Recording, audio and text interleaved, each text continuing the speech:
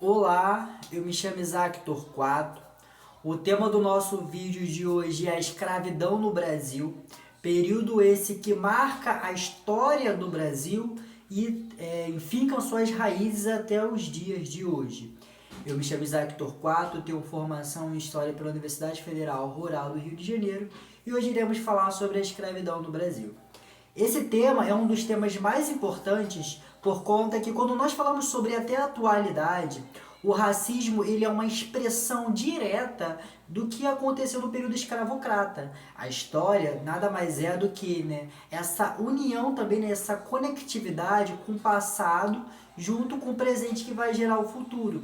E quando nós olhamos para o período da escravidão no Brasil, nós olhamos para a nossa atualidade também. E é um dos temas mais cobrados quando o conceito é Enem, vestibular, porque o racismo ele passa da escravidão e ele sobrevive até nos dias de hoje. O primeiro ponto que a gente deve se destacar é o conceito de escravo. A gente não utiliza mais, atualmente, o conceito mais de escravo. Inclusive, a historiadora Lilia Schwartz, ela vai explicar isso bastante, A gente usa mais o conceito de escravizado. E por que o conceito de escravizado? Porque o conceito de escravo, ele deriva de uma condição onde dá-se a entender que a pessoa ela já nasceu naquela condição ou ela foi feita para aquela condição.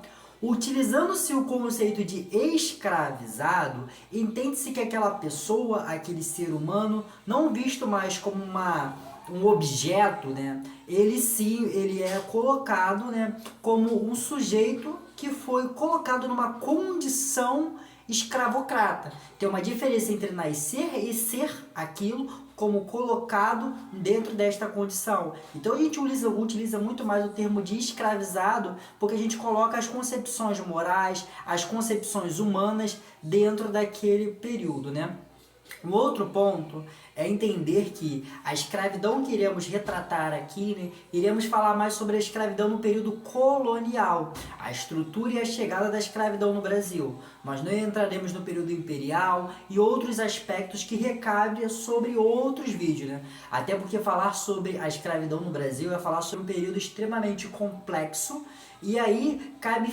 dividir em algumas etapas para a gente tentar entender o que foi esse período escravocrata. Beleza, pessoal? Primeiro a gente tem que entender o contexto que a escravidão chega no Brasil.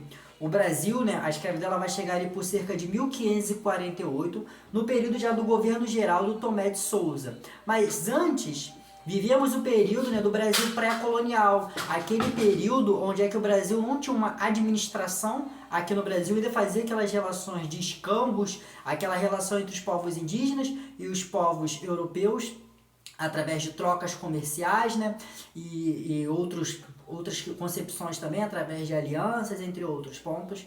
Um ponto que nós devemos sempre destacar é que a escravidão indígena ela nunca deixou de ser utilizada, só que a escravidão africana ela era uma coisa muito mais lucrativa. Nós entraremos também dentro deste ponto. O primeiro ponto é entender que quando finca o governo geral do Brasil, o governo de Tomé de Souza, nós temos o que, A chegada da mão de obra africana. E por que se traz a mão de obra africana, não a mão de obra asiática ou a mão de obra de outras regiões, Portugal, quando se constitui como um Estado nacional, ali a partir de 1385, como uma potência marítima, e aí, ao longo do século XVI, século XV, desculpa, Portugal vai fazendo algumas conquistas com as expansões marítimas. Dentro dessas conquistas, Portugal vai conquistar a Ilha da Madeira, vai conquistar Açores e vai conquistar também outras regiões que é conhecido também, chamado de Ilhas Atlânticas. Então nós temos quem? A Ilha da Madeira, nós temos Açores e temos Cabo Verde. Esses compilares de ilha foram muito importantes porque Portugal já utilizava do processo da escravidão lá nesses ambientes, né? Então, do ponto de vista português, Portugal ele vai pegar, né, esse sistema que já aplicava como o cultivo da cana-de-açúcar e o cultivo do processo de escravocrata e vai jogar para o Brasil e vai o quê? Alastrar e alargar.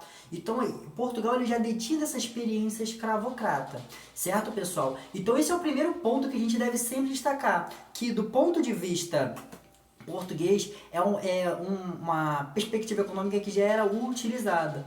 O Tomé de Souza, né, ele vai chegar também com os jesuítas. Os jesuítas eles são muito importantes para que a gente possa entender também esse processo de escravidão indígena. Escravidão indígena, desculpa, da escravidão africana. E aí a gente entra no segundo tópico, que é os motivos para o porquê a escravidão africana ela ocorreu aqui no Brasil. A gente divide esse ponto em dois pontos, né, em duas partes. Primeiro, o ponto de vista religioso e o ponto de vista econômico, que é o principal. Quando nós falamos sobre os motivos, a gente não quer dizer que os motivos eles são reais, que os motivos eles são plausíveis. Essas justificativas, elas foram criadas para dar fundamento do período da escravidão. Até porque o indivíduo, né, aquela sociedade, ela precisa sempre criar uma justificativa para logo em seguida fundamentalizar o seu sistema. E uma dessas justificativas foi do ponto de vista religioso. Com a chegada dos jesuítas aqui na América, com o primeiro governador geral, né? Inclusive vai ter alguns problemas depois, mais pra frente, com o segundo governador geral, né? Que é o Tomé de Souza, né? O Duarte da Costa, desculpa, que vai ter um embate entre os povos originários, né? Dos colonos com os povos originários, dos jesuítas. Os jesuítas, do ponto de vista cristão, em determinada medida, né, eles protegiam, entre muita aspa, a gente não pode esquecer que está entre aspa, eles protegiam os povos indígenas, desculpa. Por quê? Lá em 1517, a Europa tinha passado pela Reforma Protestante. A Reforma Protestante fez com que a Europa perdesse muito fiéis para o catolicismo. E essa Companhia de Jesus, quando chega aqui no Brasil, pensa em querer em cristianizar os povos originários. E esses povos originários, de certa forma, em certa medida, eles eram protegidos e não gerava tanto lucro quanto a escravidão africana. Nesse sentido, nas questões religiosas também, foram mantidos dentro desta forma. Um outro ponto muito importante também que a gente deve se destacar é o que, né? É que do ponto de vista religioso, existisse uma falácia, né, usada pelos cronistas no século XV, XVI e XVII, que os povos africanos eles eram diretamente relacionados ao que? Aos herdeiros da maldição de Cã. Claro que isso não é muito utilizado no Enem, né? Vocês não precisam saber sobre isso, mas eu irei explicar de forma bem resumida o que foi a maldição de Cã. Tá lá no Velho Testamento, né? Noé, quando, depois daquele processo lá da arca, lá, de trazer os animais e tudo mais, Noé, ele vai se embriagar, ele vai ficar nu, e o seu filho Cã, ao observar dele nu, ver ele nu, né, jogado, ele vai chamar os seus irmãos e vai casoar, vai zoar de Noé, né? E aí, nesse sentido, Noé vai amaldiçoar as suas gerações. E aí, acreditava-se, né, como justificativa, né, que os povos africanos eram dessa herança de Cã. Por isso que é chamado de maldição de Cã. E lá pra frente, no século XX, né, lá no contexto lá do período das raças, do Congresso das Raças, nós vamos ter o chamado quadro Redenção de Cã e trarei um vídeo um dia explicando sobre o que foi o quadro Redenção de Cã, né, como esse processo de branqueamento no Brasil. Beleza? Então, do ponto de vista religioso, nós temos a Contra-Reforma, em certa medida defendendo os povos originários, né? E quando não defende, através da Guerra Justa, temos aqui vídeo explicando também sobre o que foi a Guerra Justa, né? Essa guerra contra, quando o indígena não aceitava ser cristianizado, então ele poderia ser escravizado. Nós temos do ponto de vista religioso, sendo a concepção da maldição de Cã, né? A chegada também, né, da administração portuguesa, e o outro ponto de vista crucial é o ponto de vista econômico. Por quê? Portugal, por já implementar esse sistema lá na África, quando esse escravizado ele sai da África e vai para a América, o nome desse processo é de diáspora, né? Portugal ele tem certo tipo de tributos em cima dessa diáspora, dessa viagem. Então Portugal ele lucrava muito com a escravidão. Por isso que Portugal ele até incentivava, até porque cada traficante ele recebia e pagava imposto para Portugal. Então, portanto, pessoal, Portugal utilizava desse sistema de certa forma como muito lucrativa. A sociedade que se estabelecia aqui no Brasil colonial, né, era uma sociedade totalmente hierarquizada, onde é que nós dividia, né, entre duas formas, né, entre senhor de engenho e o escravizado. Claro que ao longo do tempo, né, que até com a sociedade mineradora vão surgir umas subclasses, mas claro, sempre de forma hierarquizada. O escravizado, quando chegava no Brasil, além dele perder toda a sua identidade, ele chegava no Brasil, ele recebia um novo nome, ele era rebatizado com o nome cristão, e além disso, né, ele levava também o nome daquela fazenda. O escravo, nesse período, ele era visto como uma propriedade. Não se tinha uma ideia, né, de liberdade, essa é uma concepção que vai surgir lá para o século XVIII e para o século XIX. A gente está falando agora de um sentido mais econômico, como uma propriedade privada daquela pessoa. A condição de escravo, a condição de escravizado, ele era muito subalterna. A perspectiva de vida de um escravizado era por cerca de 30 anos no máximo, né? E perdia-se toda a sua identidade. Dentro disso, né, existíamos os escravos rurais, existíamos os escravos urbanos, pessoas que lá na África, né, utilizava, né, de trabalhando na lavoura, era implementado para cá. Além disso, nós tínhamos também, né, escravizado que tinha fazer um certo tipo de atividade lá na África. E quando chega aqui nesse processo escravocrata, tem que esquecer tudo que fazia, como aprendia a viver e aprender a utilizar de outros sistemas econômicos, sendo imposto em cima desse escravizado. Existia uma perca de identidade, e no tanto do seu trabalho até da sua personalidade. Eles separavam famílias, além disso, né, eles eram comprados. Essas viagens que vinham para cá, né, eram chamadas das viagens dos navios negreiros, ou também apelidados tombeiros. Navios esses, né, pessoal, de certa forma extremamente precário. A gente tem isso no seu imaginário, alguns livros didáticos ainda utilizam, né, aquelas imagens do Debré, né, do pintor francês que vai chegar aqui e pintar a realidade, entre aspas, a gente sabe não é a realidade, né, sempre romantizando a escravidão no Brasil, onde cada um via separadinho, numa rede.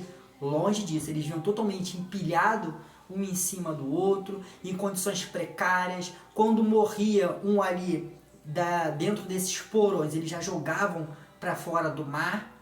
Se aquela pessoa tivesse doente, eles tivesse feito alguma necessidade pessoal ali, se alimentava até por cima daquilo, eram umas coisas horripilantes.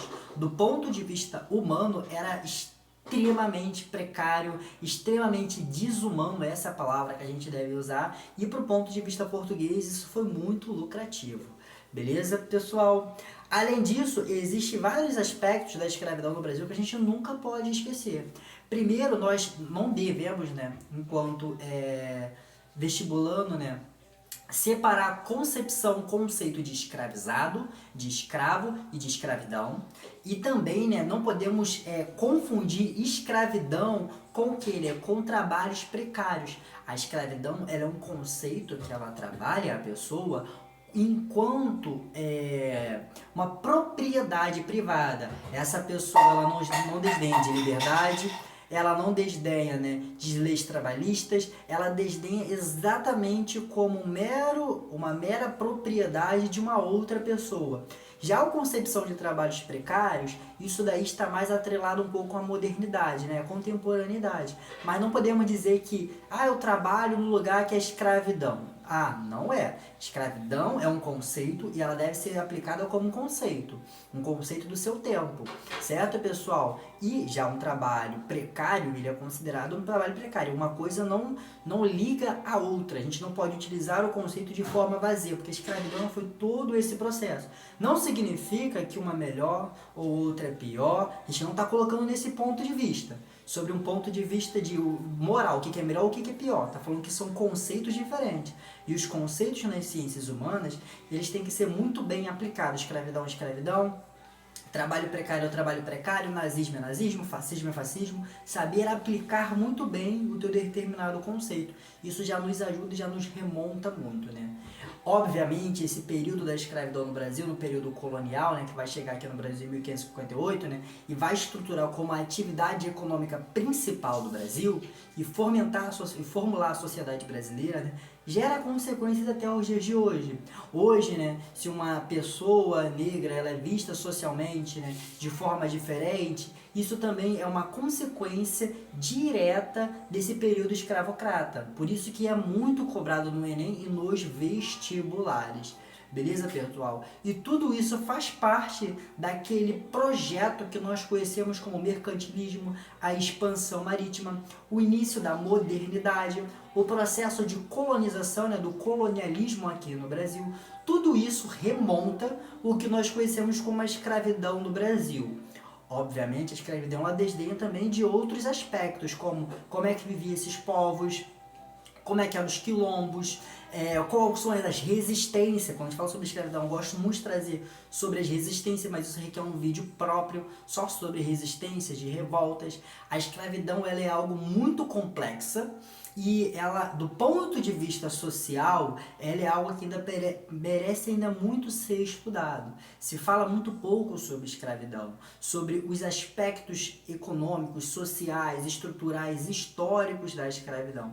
Hoje a gente estuda muitas consequências, mas se estuda um pouco menos sobre todo esse arranjo do processo escravocrata. Um outro ponto, né, para fechar esse vídeo aqui, é sempre diferenciar o que é a escravidão moderna da escravidão antiga. A escravidão moderna, que era utilizada pelos portugueses, né, chamada através do comércio triangular, onde é que Portugal ia para o Brasil, pegava as manufaturas, levava ali para a África, transformava em africanos e ficava nesse comércio, né, entre Portugal, Brasil e África. Mas isso é tudo de um ponto de vista econômico. Ah, mas existia escravidão na África? Sim, existia escravidão na África. A África ela não é um país. A África ela não existe uma unidade territorial. Elas são povos diversos, culturas diversas, mas muito desses processos escravocrata, entre eles, era feito através de dívidas, através de guerras, era da cultura daquele próprio povo. E os europeus utilizaram-se dessa escravidão, né, desse mecanismo que eles utilizavam, né, ao bem próprio. Para o quê? Né? Para poder o quê? Utilizar ao seu favor. Então, os portugueses, eles utilizaram, vamos usar a palavra maldosa, né, maldosamente, para que gerasse lucro. A escravidão na África não era a proposta através de luto. Claro que a escravidão ela é complicada, ela é ruim de todos os pontos, mas existe muita diferença entre a escravidão antiga, né, que é um pouco mais parecido com a escravidão na África do que com a escravidão moderna.